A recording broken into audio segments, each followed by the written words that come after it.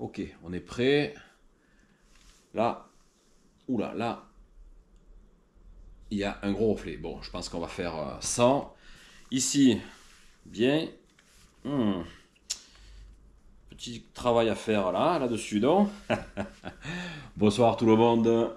Nouveau format, un nouveau contenu dans cette nouvelle vidéo. Je vais vous présenter ma nouvelle montre que je me suis fait offrir dernièrement et qui va m'accompagner dans mes prochaines randonnées et qui, je l'espère, va vous accompagner une fois que je vous aurai présenté et argumenté ce beau produit. Tout d'abord, je ne suis aucunement rétribué pour faire ce genre de présentation, mais c'est juste le plaisir et peut-être vous donner l'envie de vous munir de cette montre. Allez, sans plus attendre, on y va.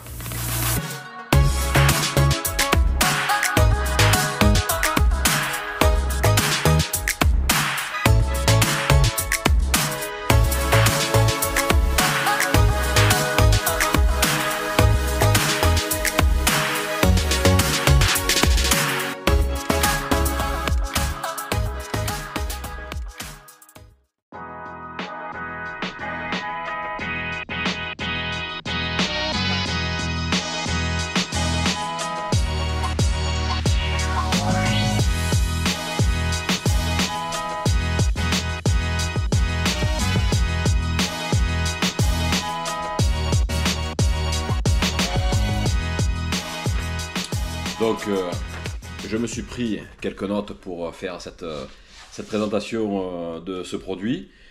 Donc, cette T-Rex 2 de Amazfit, Made in China, groupe Xiaomi, technologie. Donc, une montre connectée. Et d'ailleurs, il vous faut l'application ZEP avec sous Android, la version Android 7.0 et pour Apple, iOS 12.0. Les caractéristiques de cette montre, un écran de 47 mm de diamètre, le boîtier de la montre avec une épaisseur de 13,6 mm. Elle est étanche jusqu'à 100 mètres, alors forcément moi je ne l'ai pas prise pour aller plonger à cette profondeur-là, mais au moins de savoir qu'on peut mettre les mains dans l'eau ou sous le robinet et la montre est vraiment étanche. Un bracelet assez confortable en silicone, pour un poids total de 66 grammes. Donc au poignet, elle se porte très bien, pas de lourdeur. Écoutez, pour moi, c'est quelque chose qui me convient très bien. En ce qui concerne l'écran, c'est un écran tactile donc, qui peut donc se manipuler soit par l'écran en faisant tourner les menus, ou alors par les boutons. Alors c'est vrai que pour ceux qui vont sous l'eau avec, effectivement, c'est beaucoup plus simple de naviguer avec les boutons parce qu'en fait, immergé dans l'eau, le tactile ne fonctionne pas très bien. Cette montre a une capacité mémoire d'une RAM de 32 mégaoctets. L'autonomie de la batterie, donc elle est équipée d'une batterie de 500 mAh, ce qui lui permet de se recharger très facilement avec une powerbank dans un délai d'environ 2 heures. En ce qui concerne l'autonomie de cette batterie, vous avez un mode économique qui va permettre d'avoir une autonomie de 45 jours quand il est activé, sans utilisation de GPS. Si ce mode économique n'est pas activé, il est marqué 24 jours d'autonomie. Et puis l'utilisation intense, où là vous n'avez pas de mode éco, vous êtes limité à 10 jours. En revanche, si vous utilisez le GPS, un GPS précision avec une position bibande sur 5 satellites, alors là, l'autonomie est limitée à 26 heures. Sur un GPS équilibré, c'est ce que j'ai utilisé déjà, vous avez une autonomie de 50 heures. Et avec le mode éco sur le GPS, une autonomie de 58 heures. Donc en fait, avec un temps de randonnée par jour qui avoisine les 8-9 heures, en gros, en une semaine de trek, vous la rechargez une seule fois. Avec donc le capteur qui est sous la montre pour la recharger et un petit cordon d'un côté USB et qui va s'aimanter sous la montre pour pouvoir la recharger. En rando hivernale, vous avez un mode automatique au-delà de moins 10 degrés jusqu'à moins 30 degrés qui va s'activer. En revanche, certaines fonctionnalités ne pourront pas être utilisées lorsque ce mode hivernal sera donc activé. Donc vous avez aussi plein de fonctionnalités, notamment sur plus de 150 modes de sport qui peuvent être utilisés. Moi personnellement, je vais aller sur le mode rando. Également communication de la VO2 max par le capteur, le stress, le sommeil, fréquence cardiaque, le taux d'O2 dans le sang, une boussole qui peut être intéressant pour moi, la météo et le cycle menstruel pour vous mesdames. Et quelque chose d'important, très important, c'est que cette montre, elle donne l'heure. Voilà, donc ces caractéristiques et ces fonctionnalités brièvement brossées et présentées, je vais vous montrer comment je fais mon parcours en utilisant l'application OpenRunner sur mon ordinateur. Donc, je vous propose, on va se retrouver de suite sur l'ordinateur pour se faire un petit tracé sur OpenRunner. J'utilise moi OpenRunner en guise de créateur de parcours. Hein. Vous en avez d'autres, hein. Iphigénie ou par exemple AllTry. Alors on va se mettre en plein écran. On va aller pas loin de la maison, là sur le massif de la Montagnette. On va aller se garer à cet endroit ici. Et puis on va suivre la petite route. On va mettre un petit peu de manuel jusque à la route là. Ensuite, on va passer en point à point. On va prendre ce petit chemin. Voilà. Je vais grossir ici. Voilà, 3 km 72, un petit dénivelé, mais c'est juste pour aller faire un test de cette montre T-Rex de j'enregistre en nommant le parcours, essai de la montre T-Rex 2, activité de la rando,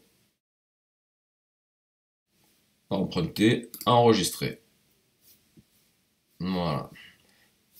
Donc là, on va retourner maintenant sur le portable et l'application OpenRunner pour pouvoir envoyer vers l'application ZEP. Voilà. Une fois le tracé effectué sur OpenRunner, on va donc basculer sur le smartphone et l'application ZEP pour pouvoir envoyer vers la montre ce parcours que je viens d'effectuer. Alors, je vais donc la chercher sur l'application OpenRunner. Voilà, mes parcours. On a l'essai de la montre T-Rex que j'ouvre. Voilà, transfert dans enregistrer le GPX dans mes fichiers. Enregistrer des fichiers. Enregistrer dans mon fichier GPX. Une fois que je l'ai enregistré, je quitte OpenRunner. Je vais sur mes fichiers. On la voit ici. Je l'ouvre. Et celle-là, je peux l'envoyer maintenant sur l'application ZEP. Enregistrer. Donc là, elle est enregistrée dans mon itinéraire. Ensuite, profil. Mon trajet, elle est ici. Je la sélectionne. Envoyer à l'appareil. Donc ça l'envoie directement sur ma montre. Quand vous avez fait ça, vous pouvez couper l'application. Donc je vais vérifier sur la montre que le parcours est bien présent. Navigation. Mon trajet. Essai de la montre. Détails sur le trajet. Aperçu. Et donc, j'ai bien mon trajet sur la Zifit. Donc maintenant, il n'y a plus qu'à aller sur la montagnette pour suivre ce petit tracé GPX depuis la montre. Voilà, donc je suis au parking. Il me reste donc à régler ma montre pour débuter le trajet. Et donc vous montrer un petit peu ce que peut me donner comme information la T-Rex 2. Allez, on fait ce petit réglage. Donc on va sur randonnée, navigation, juste mon trajet, la montre. Paramètre navigation pour avoir la piste devant moi lorsque je navigue. Sens du point de départ, il faut cliquer sur piste arrière. Je reviens arrière, emprunter le trajet.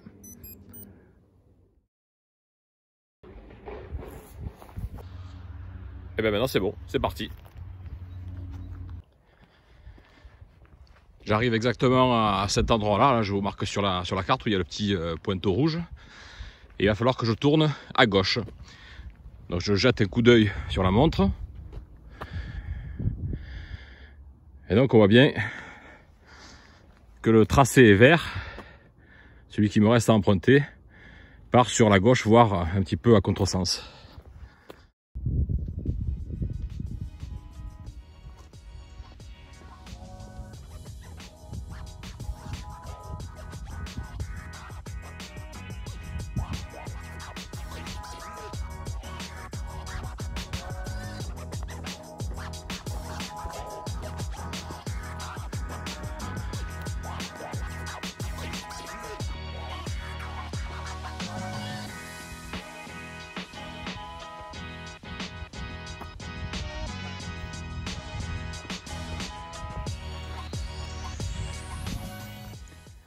Je me présente à cette intersection. Allez, rapide coup d'œil sur la montre. Voilà, je la montre vraiment face à moi et la trace verte part sur la gauche. Donc si jamais je décide, si jamais je me trompe que je pars à droite, je vais vous montrer ce que ça peut donner. Donc je pars sur la droite. La montre devrait détecter au bout d'une vingtaine de mètres que je m'écarte de la trace que j'avais préalablement remplie. Et donc, elle devrait vibrer. Voilà. Elle vient de vibrer. Et donc en haut, on voit 0,06 qui correspond à la distance de déviation. Donc demi-tour. Et je retourne sur la trace que j'avais prévu d'emprunter. Donc l'information de distance qui s'écarte de la trace choisie, là elle est intervenue à 60 mètres. Donc là il doit y avoir sûrement un réglage pour la faire intervenir un peu plus proche. Après 60 mètres c'est pas non plus 1 km. Mais je pense que 60 mètres, cinquantaine de mètres c'est bien. D'autant plus que si sur votre logiciel sur lequel vous avez composé votre parcours, vous n'avez pas trop zoomé, vous êtes un petit peu écarté, des fois la trace n'est pas exactement celle que vous avez sur le logiciel qui est celle du terrain. J'espère que vous me comprenez. Non? Ah mince, si vous ne comprenez pas, comment puis-je faire? Ben, je pense que c'est beaucoup plus simple, c'est que vous municiez de cette montre, non? Allez, je continue.